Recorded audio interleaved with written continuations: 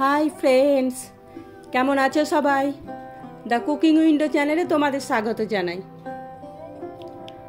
চলো আজ আমরা ভিন্ডি পোস্ত বানাই। ভিন্ডি পোস্ত শুনে কেমন লাগছে নামটা, তাই না? কিন্তু খুব সুন্দর হয়েছিল খেতে। আমি যখন প্রথম খাই তখন আমারও মনে হয়েছিল ভিন্ডি পোস্ত আবার কি, কিন্তু এটা খুব ভালো একটা সবজি। নিরামিষের দিন এটা বানানো যেতে পারে। তো এর জন্য প্রথমে আমি 1 চামচ সর্ষে, 1 চামচ পোস্ত আর 2টো লঙ্কা দিয়ে ওটাকে একটু জলে ভিজিয়ে রাখবো।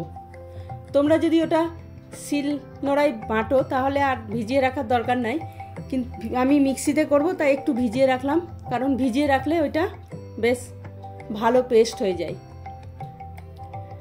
ওটা ভিজতে দিয়েছি, ততক্ষণ আমি ভিন্ডিটাকে ভালো করে ধুয়ে নিয়েছি। নিয়ে ভিন্ডিটা এরকম দেখো লম্বা লম্বা সাইজের কেটে নেব। ভিন্ডিটা এরকম লম্বা সাইজ কাটা হয়ে গেলে আমি 2টো আলুও কেটে নেব ওর সঙ্গে। এই যে দেখো আলুগুলো এরকম লম্বা লম্বা করে কেটে নিয়েছি। কেটে আলুগুলোও আমি ধুয়ে রেখে দেব। এদিকে কড়াইয়ে তেল বসিয়েছি। তেলটা গরম হলে ওতে একটু 5 ফোড়ন দিয়ে দিয়েছি। তারপরে 5 ফোড়নটা ভাজা হয়ে গেলে ওর মধ্যে প্রথমে আলুটা আমি দিয়ে দেবো। আলুটা দিয়ে একটু নেড়ে চেড়ে ওটাকে একটু ভেজে নেব। ভিডিওটা তোমরা স্কিপ করো না কিন্তু, তাহলে এর মাঝে মাঝে যে ছোট ছোট কিচেনের টিপসগুলো থাকবে সেগুলো তোমরা মিস করে যাবে। এই যে দেখো আলুটা যখন ভাজা হয়ে যাবে তখন এর মধ্যে আমি ভিন্ডিটাও দিয়ে দেবো।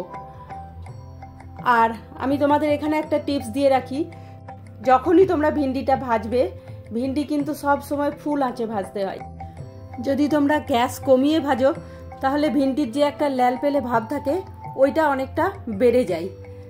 আর ভিন্ডিটা বেশ খানিকক্ষণ ভাজার পরই লবণ দিতে হয়, সঙ্গে সঙ্গে লবণ দিতে হয় না। আমি অনেকক্ষণ ভেজে নিলাম ভিন্ডি আর আলুটা। তারপর এতে আমি লবণ, হলুদ, জিরে গুঁড়ো আর লঙ্কা গুঁড়ো সব দিয়ে দেবো। দিয়ে আবার এটাকে ভালো করে ভেজে নেব। যেহেতু আমি লবণ দিয়ে দিয়েছি তাই এবার ভেন্ডি থেকে জল বেরোবে, আর সেই জন্য আমি এটাকে একটু ঢাকা দিয়ে দেবো। তাহলে এর জল বেরোবে আর সেই জলেই এটা সেদ্ধ হবে।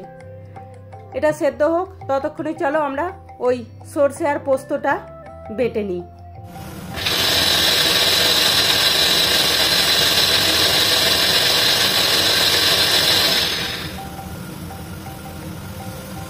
এই যে দেখো সুন্দর বাটা হয়ে গেছে সর্ষে পোস্তটা। এবার আমি ভিন্ডিটা দেখব কতটা কি হলো। এই যে দেখি আলুটা চেক করে, হ্যাঁ প্রায় 80% সেদ্ধ হয়ে গেছে। এবার আমি এর মধ্যে ওই সর্ষের আর পোস্তর পেস্টটা দিয়ে দেবো।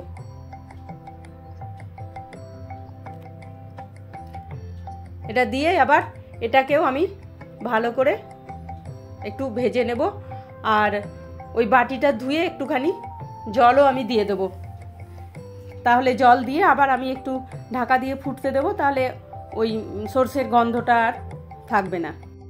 তোমরা যদি চাও তাহলে সর্ষে পোস্ত না দিয়ে শুধু পোস্ত দিয়েও করতে পারো, সেক্ষেত্রে আর জল দিয়ে ফোটানোর দরকার হবে না। পোস্তটা দিয়ে বেশ মাখা মাখা করে নিতে পারবে। আমি সর্ষে দিয়েছি কারণ সর্ষের গন্ধটাও বেশ ভালো লাগে আমাদের, সেই জন্য। বন্ধুরা যারা আমার ভিডিও দেখছো, রোজ কমেন্ট করছো, লাইক করছো, তাদের সকলকে অসংখ্য ধন্যবাদ। আর যারা নতুন আমার ভিডিও দেখছো তাদের কাছে আমার রিকোয়েস্ট, চ্যানেলটা সাবস্ক্রাইব করে রেখেও, তাহলে আমি যখনই নতুন কোনো ভিডিও আপলোড করব তোমাদের কাছে পৌঁছে যাবে।